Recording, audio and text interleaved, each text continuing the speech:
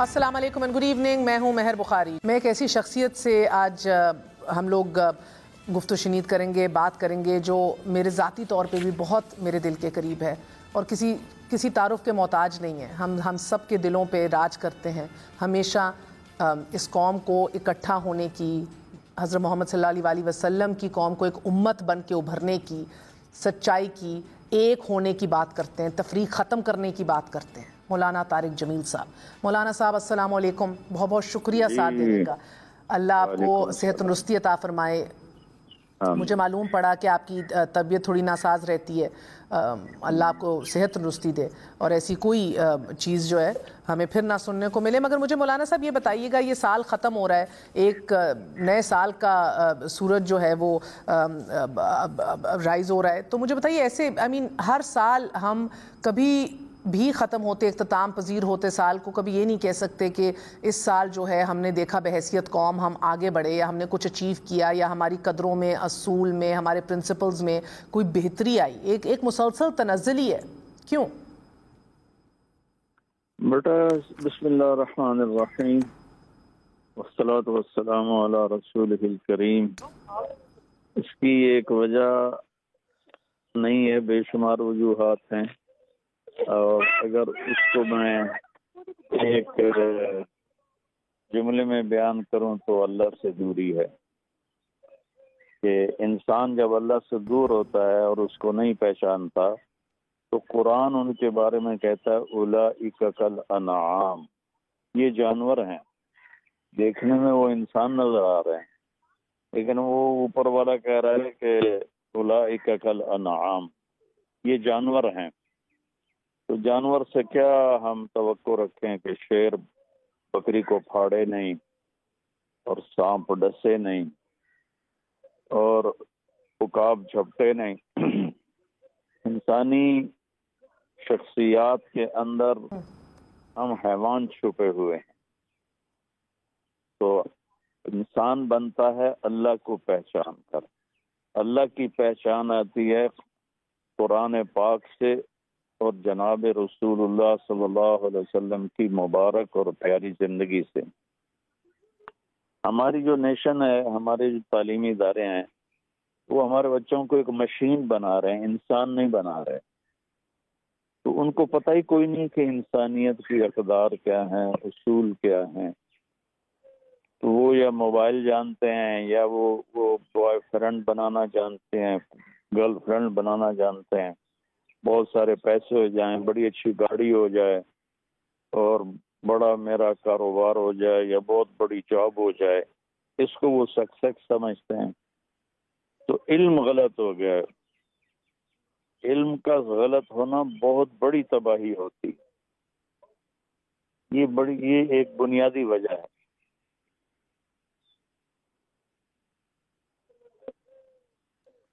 یعنی کہ اب قومی سطح پہ آنے سے پہلے گھر کے اندر میں آپ سے سٹارٹ کروں گی. آپ نے مجھے مولانا صاحب حج پہ ایک بڑی خوبصورت بات کی تھی، اور میں چاہتی ہوں کہ ملک کے طول و عرض میں بیٹھے سب والدین، ابھی ہم ہیپی نیو ایئر گائیں گے، نئے سال کا آغاز شروع ہوگا. مسلم کیلنڈر کے اوپر تو نہیں، مگر آف کورس اس والے کیلنڈر کے اوپر تو کیا جائے گا. تو یہ ذمہ داری جو تھی بحیثیت ایک ماں کی اور والدین کی، اس کے اوپر تھوڑی سی روشنی ڈالیے گا. کیونکہ آپ نے ابھی موبائلز کا ذکر کیا، ایک مس کیلکولیشن اور مس ججمنٹ کا ذکر کیا کہ ہمارے لیے سکسیس اور کامیابی کا جو پیمانہ ہے وہی اکثر تبدیل ہو چکا ہے.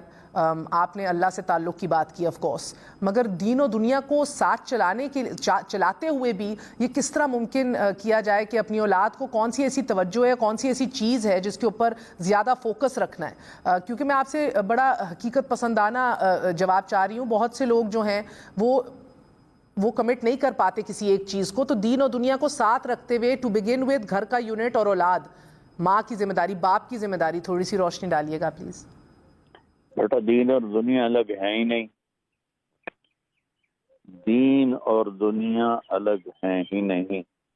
ہم دنیا میں رہتے ہیں اور دنیا کے کاموں میں مصروف ہوتے ہیں. ہم دنیا دار ہیں. ہم اللہ پر ایمان لائے، اس کے رسولوں پر، کتابوں پر، فرشتوں پر، تقدیر پر، آخرت پر، اور پھر ہم نماز پڑھتے ہیں یا اس میں سستی کرتے ہیں، روزہ رکھتے ہیں یا اس میں سستی کرتے ہیں، ہم ایمان والے ہیں، ہم دیندار بھی ہیں، ہم دنیا دار بھی ہیں۔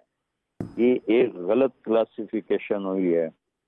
جو لوگ کہتے ہیں ہم تو دنیا دار ہیں، وہ یہ کہہ کر ہر حرام کام کرتے ہیں، وہ جی ہمارا کیا، ہم تو دنیا دار ہیں۔ تو وہ اپنے آپ کو سیٹسفائی کر رہے ہیں کہ ہم تو دنیا دار ہیں، اور ہر غلط جو کچھ بھی ہو رہا ہے میں کہہ دو رہا ہوں۔ جو کہتے ہیں ہم دیندار ہیں تو وہ تکبر کا شکار ہیں، وہ گناہگار لوگوں کو حقارت کی نظر سے دیکھتے ہیں اور اپنی ذات میں نیکی کے تکبر کا یا عجب کا شکار ہیں۔ تو یہ دو کلاسیں بنانا ہی غلط ہے، یہ ایک ہی چیز ہے۔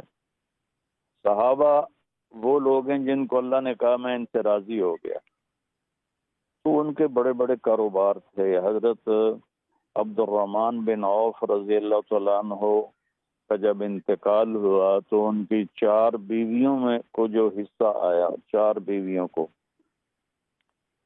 وہ آج کے لحاظ سے فی بیگم کوئی 1.25 ارب روپیہ بنتا ہے، اور یہ 8واں حصہ تھا ان کی جائیداد کا نقدی۔ اور اس کے بعد سونے کی اینٹیں تھیں، ٹائلیں تھیں، جن کو اولاد میں تقسیم کرنے کے لیے کاٹتے کاٹتے آریاں ٹوٹ گئیں، اور 1000 گھوڑے تھے، 1000 اونٹ تھے، 10,000 بکریاں تھیں، اور لینڈ پراپرٹی اس کے علاوہ تھی، اور وہ ٹاپ 10 صحابہ میں ہیں۔ صاحب نے کہا ابو بکر جنتی، عمر جنتی، عثمان جنتی، علی جنتی، طلحہ جنتی، سعد بن ابی وقاص جنتی، عبد الرحمن جنتی، ابو عبیدہ جنتی، سعید بن زید جنتی۔ ان میں سے کوئی ایک بھی ایسا نہیں جو فقیر ہو۔ یہ سب حکمران تھے، 4 تو حکمران تھے، ابو عبیدہ سعد یہ گورنر تھے، عبد الرحمن بن عوف، حضرت زبیر رضی اللہ عنہ کے 1000 غلام تھے جو ان کے تجارتی کام کرتے تھے، حضرت طلحہ کے تجارتی جہاز چلتے تھے۔ یہ ایک ہی چیز ہے، ہم کشتی کو پانی میں چلنا ہوتا ہے، خشکی پہ نہیں۔ انسانی زندگی کو دنیا میں چلنا ہوتا ہے، خلا میں نہیں۔ ہاں جب کشتی میں پانی آنا شروع ہو جائے تو پھر وہ ٹائٹینک کی طرح ڈوب جاتی ہے۔ تو ایک تو یہ کلاسیفیکیشن غلط ہے۔ ہر مسلمان دیندار بھی ہے، چاہے وہ صرف کلمہ پڑھتا اور کچھ بھی نہیں ہے، لیکن اس کا کلمہ پڑھنا ہی اس کے لیے بہت بڑی ایک فضیلت ہے۔ باقی رہ گئی یہ بات کہ تربیت کا فقدان ہے ماں باپ سے شروع ہوتا۔ آج کل کی مائیں اپنی جان چھڑانے کے لیے چھوٹے سے بچے کے آگے ٹیب رکھ دیتی ہیں، چلو یہ آج ضرورت کی چیز ہے، ضرورت کے درجے میں استعمال کی جائے، لیکن یہ کہ اپنی جان چھڑانے کے لیے ماں کو، باپ کو، بچوں کو پکڑا کے خود اپنے کاموں میں لگ جائیں۔ ماں کو کیوں اللہ نے اتنا بڑا درجہ دیا ہے کہ سب سے دنیا کا مشکل ترین کام ہے بچوں کی تربیت، اس کو مشکل ترین کام باپ کے پیروں تلے جنت کیوں نہیں بتائی میرے نبی نے؟ ماں کے پیروں تلے جنت بتائی کہ ماں کی سب سے بڑی جاب بچے کی تربیت ہے کہ وہ معاشرے کا ایک اچھا انسان بنے، اس کے بعد وہ افسر بنے، تاجر بنے، وہ سیاستدان بنے، وہ بات کی چیزیں ہیں۔ پہلی کوتاہی ماں باپ کی ہو گئی کہ انہوں نے بچوں کو ٹائم، آپ بتائیں مہر 3 سال کے بچوں کو اسکول میں ڈالنا کتنا بڑا ظلم ہے۔ میرے نبی فرماتے ہیں 7 سال تک نماز بھی نہ کہو، 7 سال کا ہو جائے تو پھر نماز کا کہو۔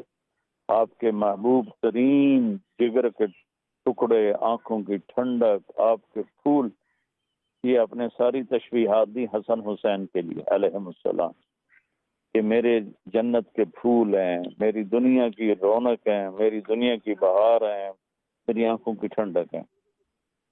آپ نے ایک نے 7 سال گزارے ساتھ حسن، اور ایک نے 6 سال۔ آپ نے ان 6 اور 7 سال میں 6 نصیحتیں بھی نہیں کی ہیں اپنے بچوں کو. صرف ان کو ٹائم، روزانہ ٹائم دیتے تھے. دنیا کے سب سے مصروف ترین انسان میرے نبی تھے، جن پر 6 بر اعظم کے لوگوں کی ذمہ داری تھی اور آنے والی نسلوں کی ذمہ داری تھی. بے آپ شک. ٹائم نکال کے بچوں کے لیے آتے تھے اور ان کو کمپنی دیتے تھے. میں ماں باپ کو یہ نہیں کہہ رہا ہوں کہ بیٹھ کے ان کو نصیحتیں کرو، ان کو کمپنی دیں، اس میں ان کو اچھی باتیں کہانی کے انداز میں سنائیں تو ان کی گرومنگ بہت اعلیٰ درجے کی ہوگی. 3 سال کا بچہ جب اسکول جاتا ہے وہ ٹوٹ جاتا ہے، بکھر جاتا ہے، اور وہ ماں باپ سے اس کا تعلق ختم ہو جاتا ہے. یہ ماں باپ کو میں 11 سال کا تھا جب میرے باپ نے مجھے لاہور بھیج دیا اور ہاسٹل میں داخل کر دیا. 3 سال میں مسلسل روتا تھا ہاسٹل میں کہ وہاں سارے کام خود کرنے پڑتے تھے، ادھر نوکر تھے، سہولتیں تھیں، سب کچھ تھا. وہاں ہاسٹل کی لائف تھی. تو 3 سال کے بعد پھر میرا رونا بند ہو گیا اور میرا دل ماں باپ سے سخت ہو گیا. میں تبلیغ میں لگ کر بھی ماں باپ کا ادب کرنے والا تو بنا، پیار کرنے والا نہ بن سکا. میرے بھائی نے میٹرک تک گھر میں گزارا ٹائم، تو وہ اس کے دل میں جیسی ماں کی محبت تھی میرے دل میں نہیں تھی. تو ماں باپ کا ٹائم نہ دینا ایک بہت بڑا فالٹ ہے. انسان ہی ایک مخلوق ہے جو جاہل پیدا ہوتا ہے، باقی سب پڑھے لکھے پیدا ہوتے ہیں باقی مخلوق. تو وہ جو دیکھتا ہے، جو سنتا ہے، اس سے وہ سیکھتا ہے. تو ماں باپ پہلے اپنی زندگی کو آئیڈیل بنائیں گے تو اولاد اس کے مطابق چلنا شروع کرے گی. پھر ہمارے اسکول ہیں، ہمارے کالجز، یونیورسٹیز ہیں، پرائیویٹ ہیں یا سرکاری ہیں، وہاں بھی صرف 2 جمع 2 4 ہو رہا ہے. ایک اچھا انسان کیسے ہوتا ہے، کون ہوتا ہے، کیا ہوتا ہے، یہ تو قرآن بتاتا ہے. وہ کسی کو پتہ ہی کوئی نہیں. آپ یقین مانیں، میں جب FSC میں تھا تو یہ فرسٹ ایئر کی بات، میری عمر اس وقت 16 سال تھی. تو تبلیغ والے میرے پاس آئے، مجھے دین کی بات کرنے لگے. میں نے 16 سال میں پہلی دفعہ دین کی بات سنی، تو مجھے سمجھ میں ہی نہ آیا کہ یہ کیا کہہ رہے ہیں. بالکل میرے سبحان اوپر اللہ. سے گزر گئے. یقین 16 سال میں 16 سال کی عمر تک میں نے نہیں سنا کہ آخرت کیا ہے، جنت کیا ہے، اخلاق کیا ہے، انسانیت کیا ہے. واللہ میں نے نہیں سنا، بتایا ہی نہیں. والدین کا زور تھا پتر تینوں ڈاکٹر بنانا. سر آپ پھر بھی مولانا صاحب، آپ اگر یہی نتیجہ تھا تو یہ تو یہ تو آپ کے لیے اچھا ثابت ہوا. اگر آپ نتیجتاً آج جدھر کھڑے ہیں، جس دیکھو بیداری اور بیٹا، یہ شعور کے تو ساتھ اللہ کھڑے نے ہیں. فضل کیا کہ اس نے میرا ہاتھ پکڑا اور مجھے صحیح راستے پر لے آیا. لیکن میں نے ایک دوست میاں والی کے تھے بڑے ذمہ دار، تو وہ ہم کٹھے پڑھتے تھے سینٹر ماڈل. تو میں ان سے ملا اور میں نے اس سے تھوڑی سی بات کی، تو وہ نا ایک ٹھنڈی آہ بھر کے کہنے لگا، طارق بھائی، جو کھیتی روزانہ پانی مانگتی ہو، اس کو 2.5 سال کے بعد پانی دیا جائے تو اس کے پلے کچھ رہ جائے گا. میں نے کہا کیا مطلب؟ کہنے لگا 2.5 سال پہلے ایک دین کی بات سنی تھی اور 2.5 سال کے بعد آج تمہاری زبان سے سنی ہے. ہم تو بنجر زمین ہیں، ہمیں تو پانی کی بڑی ضرورت ہے. تو ہماری نسل بڑے یہ ظالم بھی ہیں، مظلوم بھی. اسی کے ساتھ ساتھ ایک چھوٹا سا وقفہ لیتے ہیں. Gonna be right back.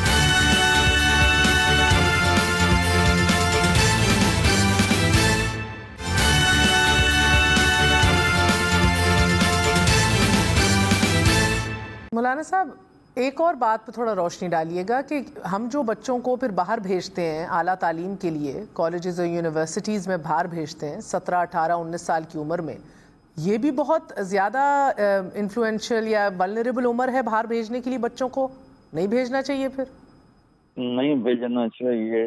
دیکھیں، ایک پزل ہوتی ہے نا، پزل کے سارے ٹکڑے ملائیں گے تو صحیح پکچر بنے گی، اور اگر ایک ٹکڑا نکال دیا جائے تو تصویر نامکمل رہے گی۔ یہ دنیا ایک پزل ہے جس کا ایک ٹکڑا آخرت ہے۔ آخرت کو بیچ میں نکال دیں تو دنیا کا نقشہ، نتیجہ، شکل، ترجیحات سب بدل جائیں گے۔ میں اپنے بچے کو باہر بھیج رہا ہوں، میں نے تو اتنا سفر کیا ہے یورپ کا، پوری دنیا 2 دفعہ گھوما ہوں، راؤنڈ دا کلاک میں پوری دنیا 2 دفعہ گھوما ہوں۔ اور امریکہ میں، کینیڈا میں 35,000 کلومیٹر میں نے سفر کیا 4 مہینے میں۔ جو بچے یہاں سے جاتے ہیں وہ ضائع ہو جاتے ہیں، وہ دنیا کا علم کچھ لے کے آ جاتے ہیں لیکن وہ آخرت کو بلا بیٹھتے ہیں۔ کسی کو تبلیغ کا ماحول مل گیا یا کوئی دینی صحبت مل گئی تو وہ بچ جاتے ہیں، ورنہ گم ہو جاتے ہیں۔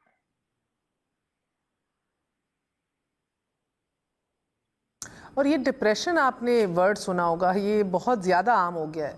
میں بہت سے لوگوں سے ملتی ہوں، مڈل ایج لوگ بھی ہیں، مگر بہت سے نوجوان ہیں، ینگسٹرز ہیں جو کہتے ہیں ہمیں ڈپریشن ہو رہی ہے۔ ڈپریشن کے عوض بہت سی آف کورس میڈیکیشن بھی لی جا رہی ہے، مگر یہ ڈپریشن اتنی کامن کیوں ہو گئی ہے؟ یہ اس کا اردو میں ترجمہ آپ کیا کہیں گے؟ مجھے جنید رحمت اللہ علیہ یاد آ گئے۔ جب میری ان کی پہلی ملاقات ہوئی تو مجھ سے کہنے لگے، مولانا صاحب، ایک پاکستانی نوجوان جس گلیمر کا خواب دیکھتا ہے نا، وہ گلیمر مجھے فزیکلی حاصل ہے، پھر بھی میرے اندر ڈپریشن ہے، اندھیرا ہے، مجھے لگتا ہے کہ میری کوئی منزل نہیں، میرا کوئی مقصد نہیں۔ اس کی کیا وجہ ہے؟ میں نے اسے کہا، تمہارے رائٹ گھٹنے میں درد ہو، تم الٹے گھٹنے پر دوا لگاتے رہو تو ٹھیک ہوگا؟ کہنے لگا نہیں۔ میں نے کہا اس لیے کہ جہاں درد ہے وہاں تم دوا نہیں لگا رہے، جہاں درد نہیں وہاں تم دوا لگا رہے ہو، روح کو کوئی فائدہ نہیں۔ میں نے کہا یہ گھٹن روح کی ہے جو ڈپریشن بن کے آ رہی، کیونکہ روح کی غذا اللہ ہے اور اللہ کا رسول ہے، اس کے علاوہ کچھ بھی نہیں ہے۔ کوئی شکل، کوئی میوزک، کوئی دولت، کوئی بنگلے، کوئی گاڑیاں دل کی دنیا میں داخل نہیں ہوتے ہیں، وہ باہر ہی رہتے ہیں۔ تو ہم باہر کو سیٹسفائی کرنے کے لیے ڈھونڈتے رہتے ہیں یہ چیزیں، اور دل ویران ہوتا ہے، جتنا جتنا ویران ہوتا ہے اتنا اتنا اس کا ڈپریشن بڑھ جاتا ہے۔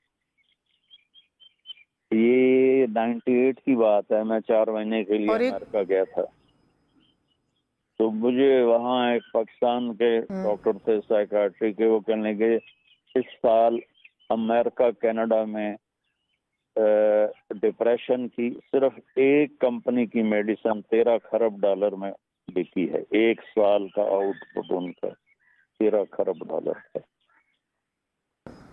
تو وجہ اصل یہ کہ ہم روح کو ساتھ لے کے نہیں چل رہے۔ ایسا ہی ہے، ایسا ہی ہے مولانا صاحب۔ کوئی اور ایک تو روح کو ساتھ لے کے نہیں چل رہے، ایک تو اللہ سے تعلق تھوڑا سا منقطع ہوا ہے، باقی اس میں ایکسپوجر یا ٹیکنالوجی کا کتنا کام ہے؟ یعنی کہ اگر میں آپ سے بعد اب ایک سوال پوچھوں، ایک بے حیائی، بے پردگی، ایکسٹرا میرٹل افیئرز، یہ سب کچھ کتنا عام ہو گیا ہے ہمارے معاشرے میں؟ اس کی یہی وجہ ہے نا بیٹا کہ اللہ کو پہچانتے نہیں، آخرت کو نہیں پہچانتے، girl friend boy friend culture, بے حیائی اور یعنی فحاشی، یہ ساری چیزیں اب اس کو تو اس پہ بات کرو تو عورتیں چل اٹھتی ہیں کہ یہ کون ہے بولنے والے۔ اللہ تعالیٰ عورتوں کے حقوق پہ بھی آؤں گی، بٹ ان میں تفریق کرنا فرق ہے، جس طرح جی آپ بات کیجئے، مگر فار انسٹنس میں آپ کو اگر مثال کے طور پہ، مجھے لگتا ہے ان میں سے بہت سی چیزیں بیرونی دنیا میں ویسٹ میں قابل قبول نہیں ہیں، ایکسٹرا میرٹل افیئرز ہوں، اس طرح کی چیزیں، حرکات ہوں، لوگ اس کو بری نظر سے دیکھتے ہیں، اس کو کنڈیم کرتے ہیں۔ ہمارے یہاں کہا جاتا ہے منہ ادھر کر لو یا نظر انداز کر دو یا یہ تو کرتے ہی ہیں سب، اس میں ایسی کیا بات ہے؟ میرا مطلب ہے کہ بہت فرق ہے ایٹیٹیوڈز میں اور رسپانس میں، جبکہ ہم تو جی سنو، انسانی عقل میں یکسانیت نہیں، کوئی کسی کی ترجیحات اور ہیں، کسی کی ترجیحات اور ہیں، کسی کی سمجھ اور طرح چلتی ہے، کسی کی اور طرح. تو ایک سپریم کورٹ ہونا چاہیے جس کا آخری فیصلہ ایسا ہو کہ جس کو چیلنج نہ کیا جا سکے. جیسے ہمارا سپریم کورٹ ہے، وہ صحیح فیصلہ کرے غلط کرے اس کو پھر چیلنج نہیں ہوتا. تو انسانی سوچ منہ ادھر کر لو منہ ادھر کر لو، اس کے لیے ہمیں ایک سپریم کورٹ لانا پڑے گا، وہ ہے قرآن. قرآن جس چیز کو غلط کہہ رہا ہے اسے غلط ماننا پڑے گا، چاہے سارا معاشرہ کر رہا ہو. قرآن جس چیز کو صحیح کہتا ہے اسے صحیح کہنا پڑے گا، چاہے سارا معاشرہ غلط کہہ رہا ہو. انسان کا تو علم ہی بڑا محدود ہے، اس کی جہالت زیادہ ہے، علم تھوڑا ہے. 60-70 سال میں کوئی کیا علم حاصل کرتا ہے؟ ہم دنیا میں ایسے ہیں جیسے انڈے کے اندر مرغی کا بچہ ہوتا ہے، وہ انڈے میں 21 دن رہے یا 21 سال رہے، وہ باہر کی دنیا کو نہیں جان سکتا. یہ دنیا ایک انڈے کے خول کی طرح ہے، اس میں ہم بند ہیں، ہم علم کی انتہا کو جا ہی نہیں سکتے. تو لہٰذا قرآن ایک انتہائی علم کی بات ہے اور اللہ کا علم ہے، اس کے سامنے ہمیں سرنڈر کرنا پڑے گا. نہیں کریں گے تو نقصان اٹھائیں گے جو اٹھا رہے ہیں. ایسا ہی ہے. مولانا صاحب یہ بتائیے کہ ہمارا معاشرہ ایک ناہموار معاشرہ بن گیا ہے، کئی اس میں کلاسز ہیں، کئی طبقات ہیں، کئی اسکول آف تھاٹس ہیں، تو مگر اس معاشرتی ناہمواری کی بنیادی وجوہات آپ نے ابھی بتائی ہیں کہ بھئی ہمارا گھر کا نظام صحیح نہیں، مختلف نظریاتی اور مختلف عقائد نے ہمارے معاشرے میں ایک تقسیم، ایک ڈیوائیڈ پیدا کی انفارچونیٹلی. گو کہ آئرونکلی ایک اللہ ہے، ایک رسول ہے، ایک کتاب کے ہم سب ماننے والے ہیں، مگر ہم یہ بھول گئے ہیں کہ ہم امت ہیں، ہم جسد واحد ہیں. تو آپ کا عمر بھر کا یہ سب سے بڑا پیغام رہا ہے، سب سے بڑی کوشش آپ کی یہی رہی ہے کہ امت کو جوڑا جائے کسی طرح. اس میں آپ کیا کہیں گے، آپ کس حد تک کامیاب ہوئے ہیں اور اس میں سب سے بڑی رکاوٹ کیا ہے؟ سب سے بڑی رکاوٹ دیکھو، اللہ تعالیٰ ہر انسان کو مکلف بناتا ہے. خود کے بعد میں 15 سال کے بعد بالغ ہو جاتا ہے تو وہ ذمہ دار ہے، اور نہ جاننا کوئی ایکسکیوز نہیں ہے. پہلے ذمہ دار ہماری عوام ہے جو قرآن نہیں پڑھتے، جو اپنے نبی کو نہیں پڑھتے. صرف ممبر سے جو کچھ بولا جا رہا ہے اس کو حرف آخر سے بچ کے وہ بیچارے اس کو جلا کے رکھ دیا ایک بے گناہ کو. اور میں ابھی وہاں سری لنکن ایمبیسی گیا ہوں تو مجھے پتہ چلا کہ وہ کہہ رہا تھا ایمبیسی میں موجود تھے. بالکل میں کلمہ پڑھ لیتا ہوں، مجھے چھوڑ دو. انہوں نے پھر بھی اس ایسا کو ہی مار مجھے بخش دو، ہاتھ جوڑا تھا. بالکل رونگٹے کھڑے ہو جاتے ہیں مولانا صاحب. ہاں، تو پہلے مجرم تو یہ لوگ میں اور آپ ہیں.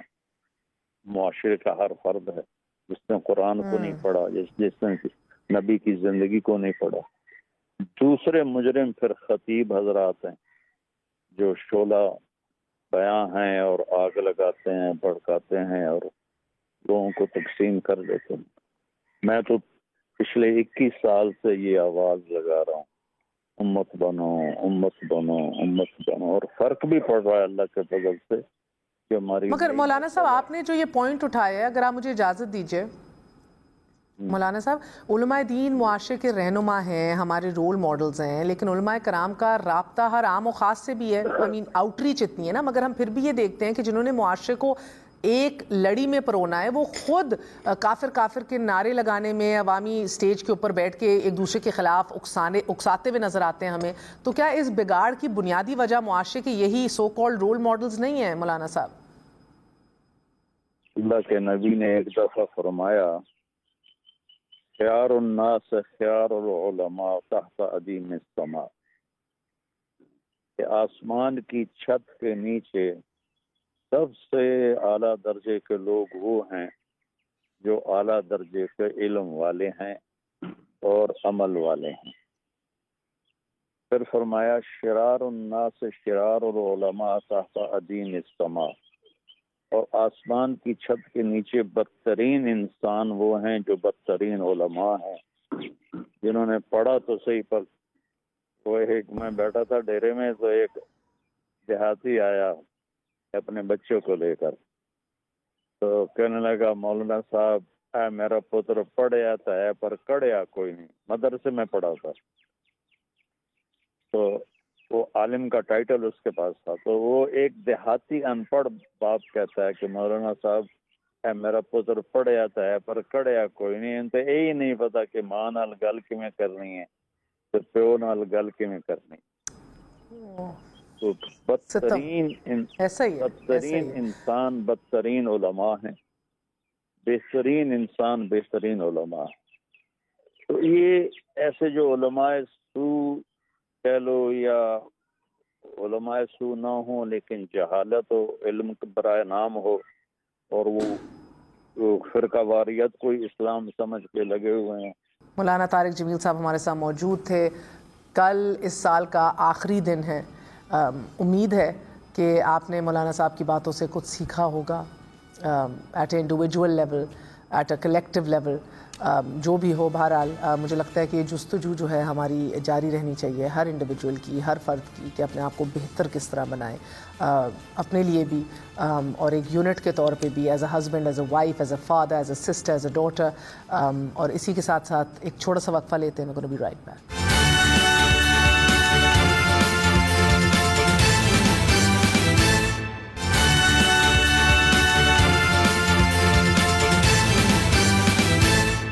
हम आपको गाहे बगाहे पाकिस्तान की तारीख के सबसे बड़े डिफ़ॉल्ट से आगाह करते रहे हैं, हेस्कॉल से, और आज हेस्कॉल के ही चेयरमैन हमारे साथ मौजूद हैं, sir Elon Duncan, also representing the largest independent oil trading group in the world, Vitol. Sir Alan Duncan, thank you very much indeed for joining us.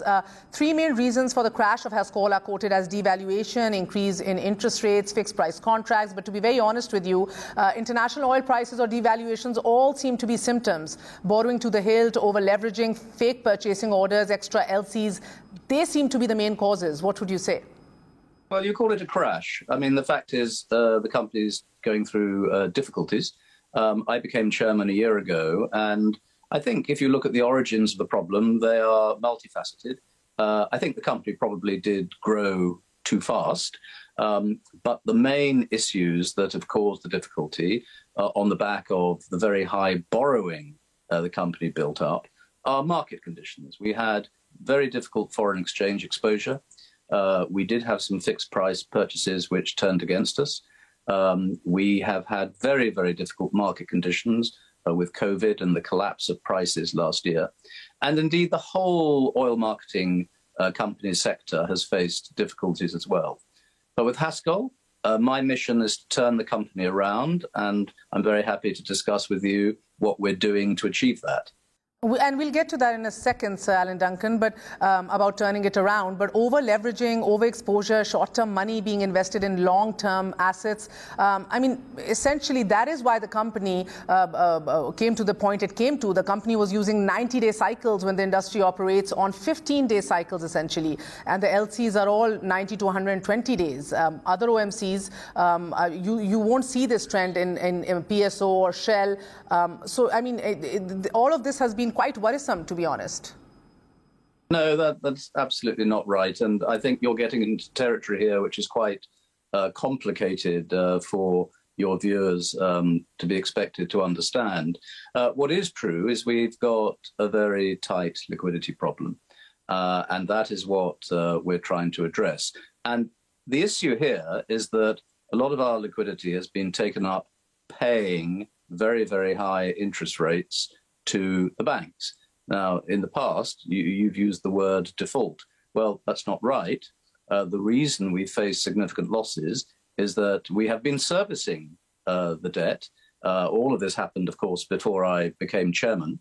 But what we're trying to do now is to refinance the company so that we have expensive short-term debt converted into affordable long-term debt, plus a bit of equity, and we're in the process of discussing that restructuring at the moment. So the fact remains that, I mean, I wouldn't say anything is too technical for the viewership in Pakistan to begin with. And you're saying it's not a default, significant losses, whatever you'd like to call it. The fact remains that when you do comparisons, Shell's losses are considerably less. And if you do consider devaluation, as you're stating, just the very fact that Haskell had a 90-day exposure on the US dollar when the LC had to be eventually retired, it had to be done on that day's dollar rate. So we say in our country, we saw an almost 40% devaluation during Shamshad Akhtar or Asad Umar, the first finance minister's first year. So the dollar went from 105 to 140.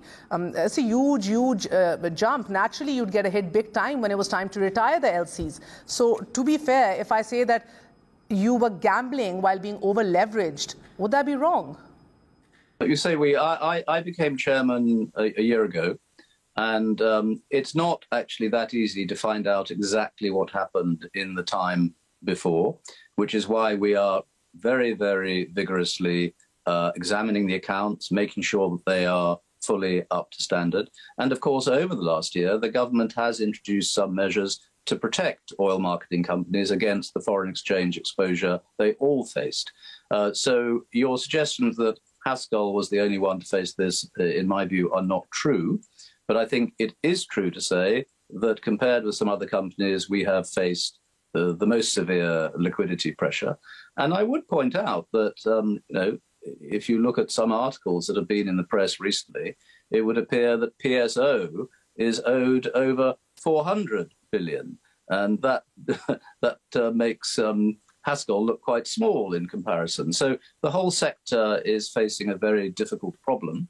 But what I am trying to do with a new board and new management and with very, very high standards being imposed from that board is to turn the company around. And that is the mission I am on, to try and restore Haskell to profitability and to build up for it a sustainable future. But sir, I do think that's a wrong example to give. PSO, it didn't default with the banks like Haskell did, and PSO, it did not indulge in value eroding activities like the management of Haskell did allegedly. And PSO is in a position where it's suffering due to receivables. What receivables does Haskell? I mean, Haskell doesn't have any receivables. The loss in Haskell essentially is owing to allegedly the management that was there. Salim Butt, for instance, he was being allowed to do fixed price contracts for 3 to 4 months for a better part of the year, assuming that the price of crude oil would go up. But frankly, hedging was never allowed in Pakistan. It is a very risky strategy. And I would like to bring to your attention that your boss, Chris Baik, was categorically told this. Mr. Baik did apologize as well. You were sitting in the meeting which I'm referring to, sir. What if the government of Pakistan were to sue it all for breaking rules and for indulging in hedging? I mean, these are admissions which are on record as I speak. I do have information that the same has been quoted to FIA and other investigating agencies here. There are witnesses present. What do you think hedging is? You see, you don't seem to know. And people use these words very loosely. And you are completely wrong in your understanding of what Vitol has done. I mean, I think you are right from the investigations we've made to say that there was a period where the previous management took a risk on pricing against the market, which turned against them. I think that's right. But I think where you are wrong is in your interpretation of Vitol's role. Vitol is a 40% shareholder, and without their support and the credit they have extended to Haskell, which the banks would not have done, frankly, the company would have collapsed. And Vitol has actually lost something approaching $100 million in their investment, but they have, out of respect for Pakistan, continued to work with the company and are working now to try and turn it around, even though they have lost a lot of money because of the way Haskell has failed to perform.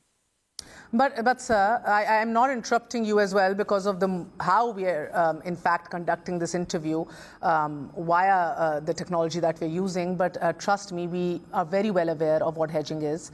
We do sit here very well prepared for this interview, and nothing is too technical for Pakistanis. I would like to ask you, Sir Alan Duncan, the names of the chief accountants, Ali Ansari and Salim Butt, often come up. But to be very fair, there's also the statement that you have made, which is on record to the Karachi Stock Exchange, that about 7.5 billion rupees of fake invoices, which you have admitted to. But Karachi remains abuzz about another individual.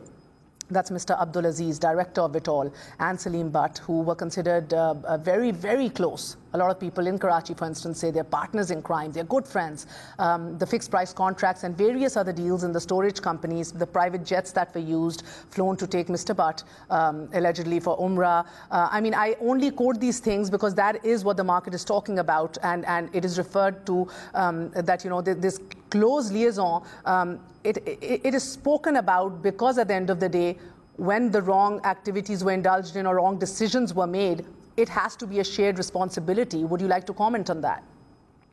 I don't think it's professional journalism just to take scurrilous rumours as fact. Now, the management names you mention left at the time I arrived and then a few months later became chairman. So what they did is something that I'm not familiar with because I was not part of the company at the time. You are, however, right that the SECP has been conducting an investigation, and my instructions and that of the board is that the company must cooperate fully with the SECP, and indeed that is what we have done. We have tried to answer all their questions, all of which essentially relate to the past, whereas my efforts, of course, relate to the present and the future. But we're doing everything we can to cooperate with them, and indeed the FIA, although we would argue that the FIA is an additional inquiry which is unnecessary when the SECP are already doing something. So I think it would be wrong for me to prejudge any of the findings or conclusions of the SECP. But as the current chairman, my view is that we should cooperate absolutely fully with any regulatory authority in Pakistan and to be totally transparent. And it was my transparency which immediately declared to the SECP the fact that we discovered that some of the entries in the accounts were inaccurate. So instead of hiding it, we made an immediate statement to the SECP. And that, I think, is an example of the high standards which are now being set for the company by me as chairman and by the new board. Fair enough, Sir Alan Duncan, but to be fair, you speak of professional journalism, but any relationship which negatively impacts the finances of HESCOL needs to be questioned. So I think it is exactly in line of professionalism here that I do point these things out. Out of the two nominees from Vitol on the board, you had Mr. Abdul Aziz and Mr. Fareed. If Salim Butt wanted to go against government policies, allegedly, and do fixed price contracts, he had to take permission from board members. And if he had to incur any expenditures, he again needed approval from the board. So the board is the ultimate authority. And if you have two representatives there from Vitol who are exceptionally close to Mr. Salim Butt, do you genuinely expect that questions will not be raised? I have no objection to you asking questions, but I can challenge the assumptions behind the questions. And I think that although in normal circumstances you're absolutely right, a board should know about these things, I don't think they did. And of course, it's completely absurd just to pick out two names of the board rather than the whole board. So the insinuation that you're putting in your questions is, I think, unfair, unjust, and inaccurate. What I think probably is accurate is to ask questions about some of the decisions taken by the previous management. Vitol encouraged Mr. Salim Butt to engage in conflict of interest situations while he was CEO. I mean, that is a question that comes to mind, sir, because they developed joint venture storage companies. They were developed together at the time without telling the board that they were doing this. So Vitol was on board in storage company. And in 2019, Mr. Mumtaz Khan, as chairman, he did point this out. This I also found to be on the record. and Vitol admitted it was a mistake on their part. So Mr. Chris Bake, again, your boss, he was conveyed this unequivocally. So they knew they had taken the license to open another company and they didn't stop him. So will Mr. Abdulaziz be sacked? Will he be taken up for task? Will he be made answerable for this? Look, I think your accusations are just not concocted, but seriously exaggerated and I think unmerited and unjustified. The fact is the Haskell faced very, very difficult market conditions. And what we are now doing is turning this company around. And I think that the finger of blame that you point is not accurate. I think that the company was not as well managed as it should have been until a year ago. And my focus is entirely on turning this company around in order to try and make sure that shareholders' interests are properly protected, that the arrangement with the banks is updated in a way that the company can work with. And I think let's talk about our plans, because that in the end is exactly what my efforts And I'll get to that in a second, Sir Alan Duncan, but they're questions, not accusations, I dare say. The director on the board, which we're talking about, the one I'm questioning about, he's a trader based in Dubai, doing all the trades on behalf of Mr. Salim Butt. He was given a $3 million bonus every year. Do you think that's me pointing fingers? Do you really think that one shouldn't ask questions? Look, I'm not in a position to know quite what it is that you're getting at here. So I'm not equipped to answer what seem to be quite unjustified accusations, and it covers a period where I was not involved.